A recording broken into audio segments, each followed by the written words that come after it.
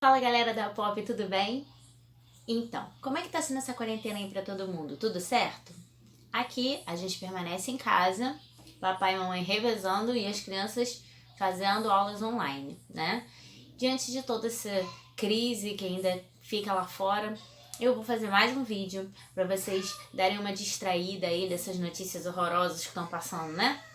Então, tô com uma colinha aqui porque o Kefir tem muita informação. Então eu vou de vez em quando dar uma consultada aqui na minha colinha para poder não deixar de responder todo mundo, ok? Então, conforme o outro vídeo que eu fiz com o café, eu não vou entrar no mérito do kefir como alimento, tá? Não vou dar dica de utilização na alimentação. Eu vou passar as informações que todo mundo pode consultar, né? Em relação a nutriente, vitamina, que teve gente que me perguntou se ele tem algum tipo de vitamina. Mas eu não vou entrar no mérito na questão da alimentação. Porque, mais uma vez, eu sei que é chato ser repetitivo, mas procura um nutricionista, que o nutricionista tem como encaixar tudo direitinho para você e fazer uma alimentação bem regrada para você parar de fazer dieta, né? E aliar aos exercícios físicos. Então, o kefir, ele é um grãozinho branco.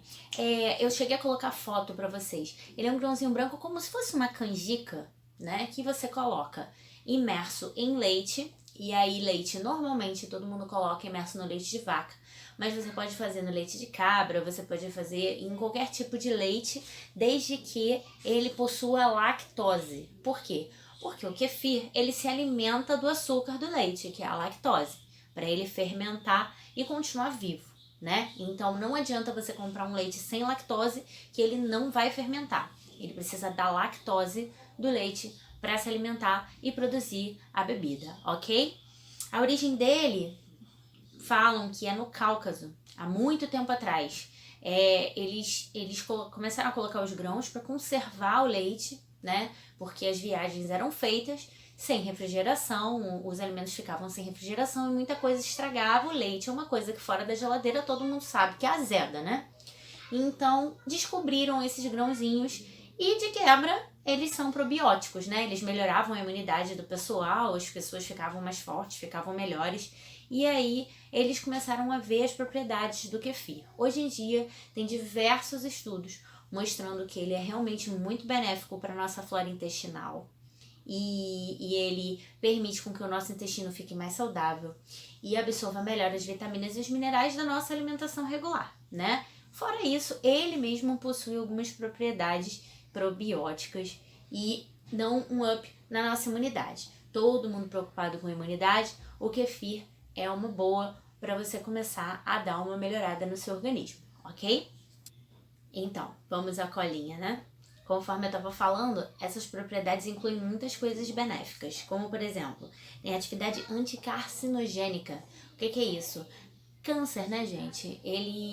Como a imunidade da gente fica melhor, a gente tem uma tendência menor a ter câncer, principalmente câncer do cólon, né, do intestino, que já que ele melhora a saúde do intestino, ele vai melhorar e vai prevenir a questão do câncer do cólon, tá? Ele reduz também a chamada disbiose intestinal. O que é disbiose intestinal? O nosso intestino, ele é poroso, né? Você se alimenta, o intestino absorve, no momento que a comida chega no intestino, é que algumas proteínas, algumas vitaminas, aliás, a maior parte das vitaminas é absorvida no intestino.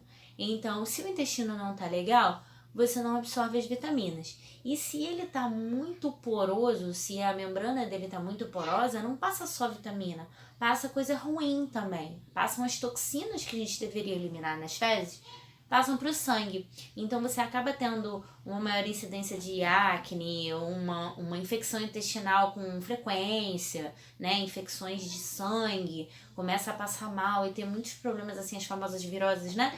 Com uma frequência maior. Isso pode ser só por conta do teu intestino.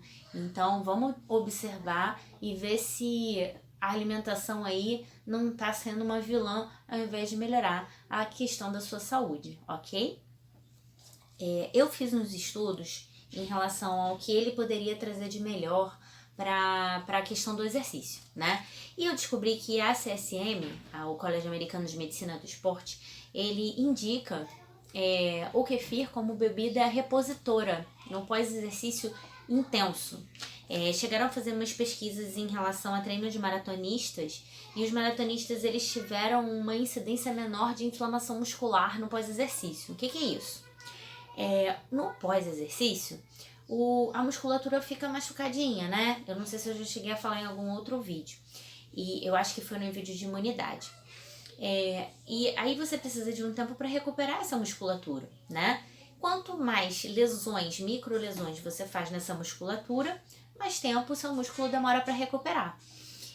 O que acontece com o kefir? Quando você ingere o kefir, por ele ter uma questão probiótica para imunidade, ele melhora os teus receptores. E aí a musculatura acaba não ficando tão inflamada, né? Ele consegue fazer com que a eficiência do músculo melhore. Faz com que você se recupere mais rápido. Inclusive porque, eu vou falar mais um pouquinho ali na frente, que existe a questão dos aminoácidos, né? Ele é fermentado na proteína do leite e ele gera algumas proteínas, alguns aminoácidos que ele faz quando fermenta, né? Ele adiciona aminoácidos na questão do leite lá, que o leite já tem, né? Ele adiciona algumas coisas por conta da secreção das bactérias benéficas, né? Que são bactérias e leveduras, que são a composição do kefir, tá? Me perguntaram também a respeito das vitaminas, já a gente entrando na questão dos aminoácidos. Ele tem já coado, né, uma quantidade grande de ácido fólico, que é a vitamina B9. É muito importante para as mulheres, né? A gente precisa de ácido fólico para muita coisa. E a vitamina B12 e a B6, tá? Então são essas 3 vitaminas do complexo B que estão em maior quantidade dentro de um kefir já pronto, já coado, né? O grãozinho já fermentou. O BCA, todo mundo já ouviu falar no BCA, né? Então, existe também uma quantidade de BCA quando existe a fermentação do kefir. Assim como biotina e o triptofano. O triptofano às vezes entra em moda aí, muita gente fala dele. Ele é uma substância que provoca relaxamento no nosso organismo, né? Então, também contribui para a gente ficar mais calmo, mais relaxado, mais tranquilo, né? Como é uma bebida fermentada, ele pode ter de 0,8 a 2% de álcool na composição, né? Como toda bebida fermentada é sujeita, né? E dependendo de como você faz a fermentação, se você fecha ele, não deixa ele só coberto com um tecido ou com um papel, alguma coisa que deixe os gases da fermentação escapar, ele chega a ficar gaseificado. Então, você pode fazer diversas bebidas e diversos modos, né, de consumo por conta da fermentação. A fermentação demora também entre 12 a 48 horas. 48 horas é o máximo que o kefir pode ficar dentro do mesmo leite.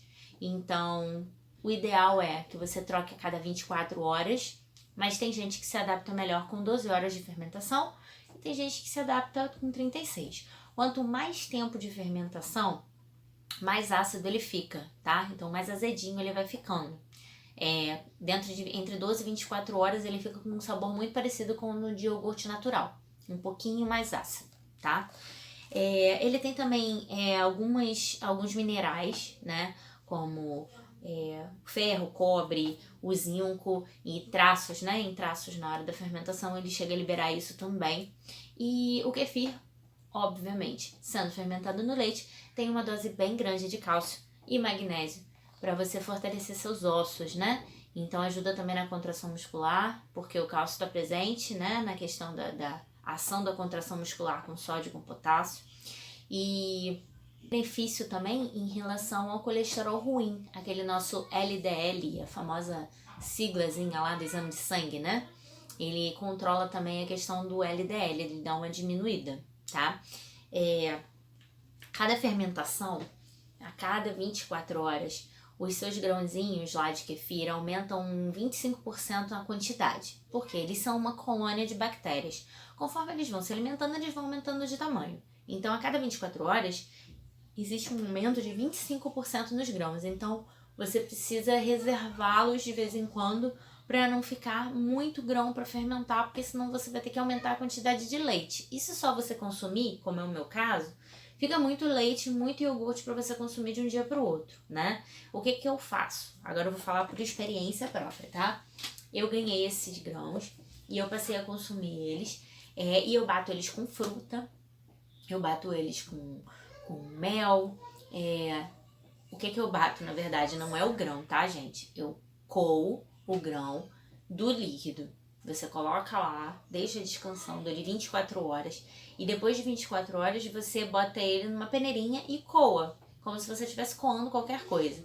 Os grãos vão ficar na peneira. E o líquido você utiliza e pode bater com o que você quiser, né? Que é o que eu faço. Você pega os grãos, coloca novamente no recipiente e adiciona leite novamente, ok? Tem gente que fala que não é legal usar leite gelado. Eu uso leite gelado. Os meus grãos fermentam muito bem. Tem gente que fala que tem que lavar o grão. Eu não lavo o grão, porque já ouvi também dizer que ficar lavando muito grão em água corrente, o grão pode ficar prejudicado na questão da fermentação. E eu testei alguns tipos de leite antes. Ele reage melhor a alguns tipos de leite e a outros não. Então, na tua região aí, que você tiver o leite disponível, testa e vê qual leite ele vai fermentar melhor, tá? Via de regra, tem sites que você consegue comprar, mas se você procurar direitinho na internet, deve ter alguém na tua região que doa, tá? Eu mesmo dou para amigos, parentes, porque a gente fica com uma quantidade de grãos muito grande. E aí, o que eu faço? Eu congelo porções de mais ou menos uma colher de sopa e deixo no freezer. Quem estiver precisando, eu vou e dou, né? Como é que é feito isso? Ele meio que hiberna, né? Quando congela. Então, você consegue ficar com ele no freezer até 2 anos. E isso eu já fiz, realmente. Eu já fiquei um período grande sem utilizar na gravidez da minha caçula. Eu fiquei enjoada com o sabor do kefir. A gente, às vezes, altera o paladar na gravidez. E aí eu congelei os meus grãos e aí fiquei até depois da época dela nascer. E aí descongelei eles quase 2 anos depois e eles estão aí funcionando. Eu tô tomando meu kefir todo dia, tá bom? Depois que experiência própria novamente, tá? Depois que eu passei a consumir o kefir, eu não tive mais minhas crises absurdas de rinite. Então eu usei muito menos antibiótico na minha vida. Eu uso kefir desde 2015, 14 ou 15 se eu não me engano.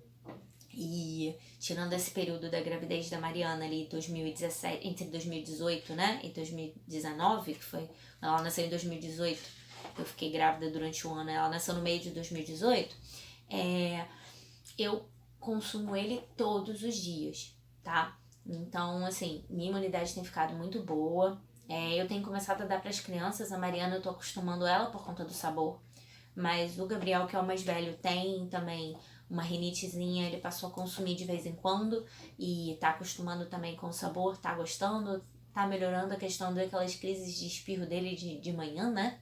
Que todo mundo que tem rinite sabe como é que é ruim. E não custa nada, né? A gente consumir um produto natural que seja probiótico, que reforce a nossa imunidade, ainda mais nesses tempos aí de pandemia, né? Então, gente, se alguém ficou sem ter a resposta de alguma pergunta, porque eu lancei nos stories até o momento que eu fiz o vídeo, eu fiz o vídeo com base no que me perguntaram, eu vou responder a parte, tá? Ninguém vai ficar sem resposta, não. E se ficar mais alguma dúvida também, fica aberto aí meu direct no Instagram, meu e-mail, tá? E qualquer coisa, estamos aí. Então, um beijo, continuem em casa até que as coisas melhorem, tá? Fiquem com Deus, tchau, tchau, até o próximo vídeo.